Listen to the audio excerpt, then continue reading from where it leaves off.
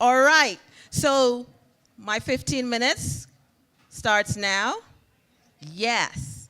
So before actually someone else was supposed to speak, this was supposed to be someone else's spot, and she said, why not switch with me? I'm not talking about the president, but why not switch with me?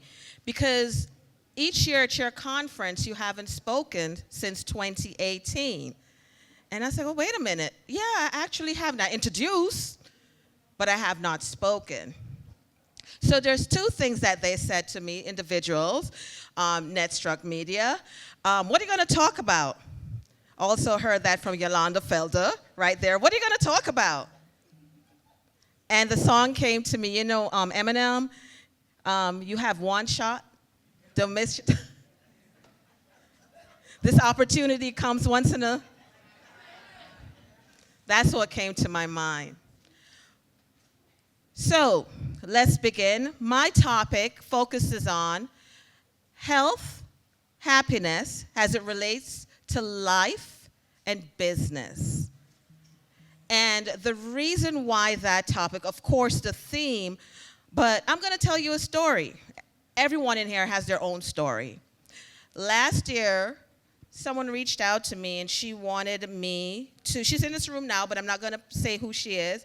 She wanted me to coach her, and I had her permission to, reference this, coach her, business coach. And basically, she was removed from her job. That's the word I'm going to use. In an executive position, she was removed from the position. She decided to work on her business that she created sometimes back. And during her story that she told me, I'm not going to tell her story because that's her story, and one day she will share it, I remember my story. So what's my story? Yes, I'm going to make my way over here.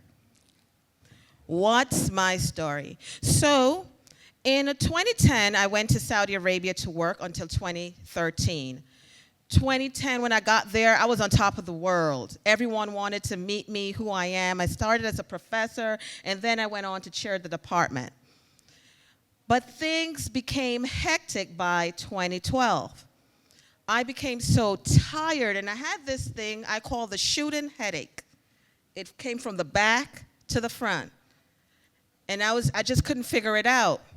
One of my friends from Saudi said, hey, you should come and see my doctor. I went to her doctor, and her doctor basically did some blood tests and told me to come back for my results. When I got back to him, he said, on the exterior, you look your age. The interior, you're almost 60. No, I'm not 60. And nothing wrong with being 60, but I'm not. And that scared me. And I'm like, what do I need to do? He said, well, take 3 months off. Go back home to the United States. And I'm like, I can't take 3 months off. The first thing I did, because yes, I like money, and I always say that. I'm looking at, what does my contract say? Do I have time off? The contract said that I have 30 days. And because I'm so dedicated, I'm a dedicated worker, I took 2013 February, the shortest month. And during that time, I was on call. You wanted me? No problem. Send me a message. I'll make sure the department is running right. Ain't that good of me? Yeah. No? Yes? Yeah. So I went home, and when I came back, the first thing I did, I checked my bank account. No money for that month. I wasn't paid. I'm like, what's going on? I called the HR. They're like, yeah, speak to your dean. Spoke to my dean. Yeah, spoke to HR. Yeah, I'm being swung back, forth. No one can give me an answer. That was March. April came around. Nothing. I'm like, this is crazy. One of my friends, she was pregnant, my colleague, and she asked me to come to the hospital with her. I decided to go pop my head in, and, to the doctor. Hey, I'm here. And he looked afraid. And I'm like, is everything okay? He was like, and he started speaking Arabic. Now, I don't speak Arabic. My friend next to me said, Dr. Neva, something is wrong. Something is wrong. And I'm like, what? Apparently, HR came to the hospital to pull my medical records to verify if I was actually sick, to see if they should pay me or not. Have you ever heard of that? Not here in the United States, right? But I was not in the United States. I was in Saudi Arabia. And what do? Then he told me that there's a letter downstairs that he had to write. I said, what's in the letter? He's not telling me. He went back into Arabic again. So my friend and I, we ran downstairs to grab the letter. It's in Arabic. She took the letter and she read it to me. And the letter said, basically, I asked the doctor for time off because I wanted to be home with my husband. How many of you know me?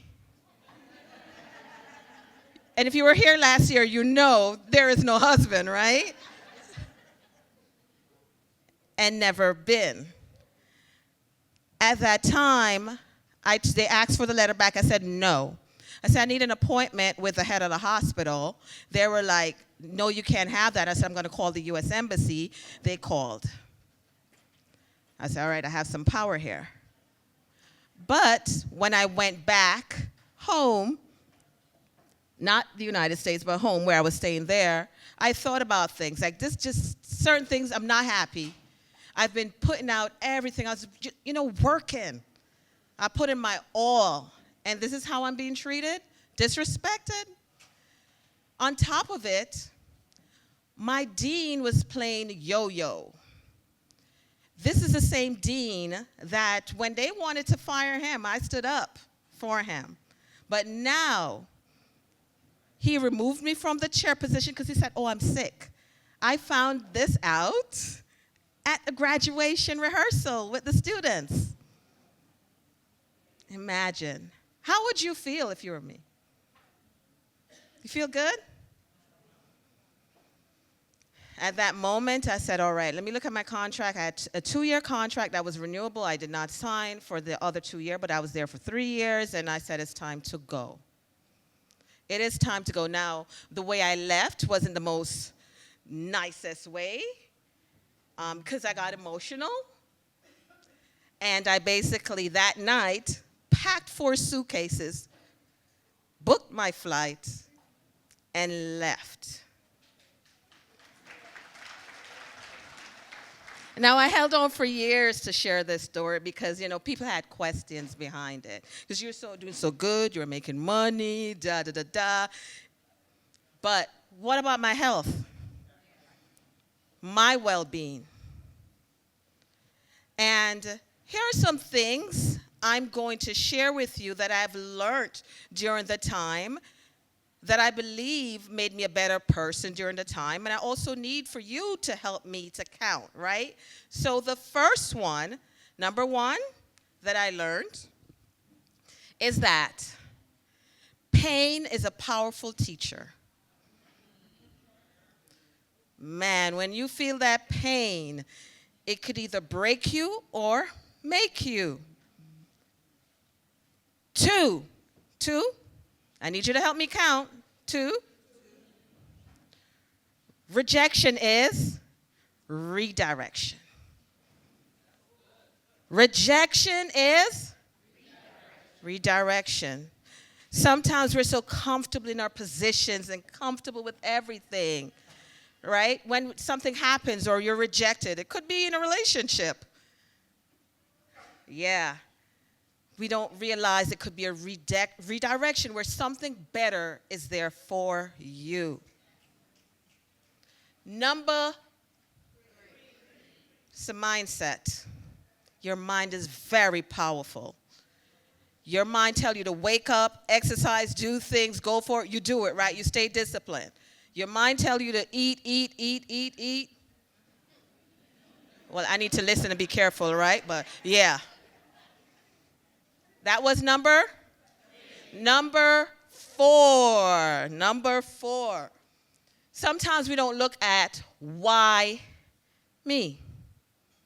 We sit there and go, why me? Why? How about what's next? Right? What's next? It's so long you could hold me down. Why me? But what's next? Yeah? Number 5. Don't get caught up with your identity. Don't get caught up in that title. Because if they strip that title, ooh, child. That title, when it was taken from me, the chair of the department. Well, I removed myself from it, right? But it was taken. I created my own title, though.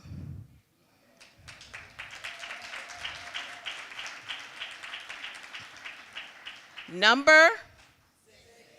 Bet on yourself. Bet on yourself, because you got to trust yourself. You got to believe in yourself. No one else will until you do. Bet on yourself. What's the next one? Number 7. Have individuals around you that support you.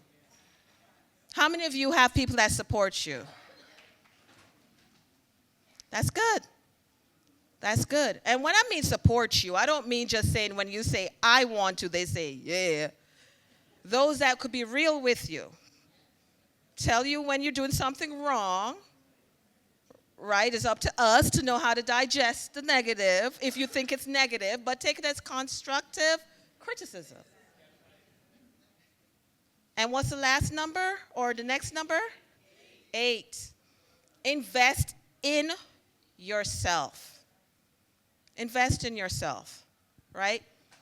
So, investing in yourself, you're here today because you invested in yourself, right? You take a class, you take a training because you invested in yourself. There are many ways to invest in yourself. Today is what? And it is March 8th. I'm going to stop there with 8. Because I gave you 8 tips, 8 things to think about, 8 things to remember. I was also told when I step on stage, remember my action plan. My call to action, but all I'm asking you to do is there's a QR code. You want to stay in touch with me? Subscribe. I have books around, and that's all I'm asking you to do. I'm not the greatest seller, but just know I'm here. Just know that I'm here. I'm doing, I believe, a lot of things that business owners need to invest in, and I'm helping them to do that. Now, this International Women's Conference is for everyone, not just for business individuals. But if you want to stay with me, QR code. Last but not least, in order for you to have success, in order for you to have happiness, what do you think you need to do?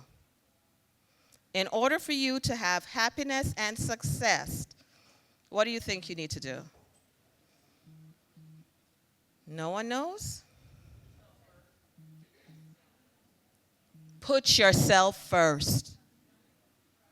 Put yourself first. I'm not saying being selfish, but there are times you have to, in order for your health to be right, your mental and all over well-being. Guys, I am Dr. Neva Alexander. I gave my title that I hold on to, which no one will take away from me, CEO of Nevalliance. Thank you very much.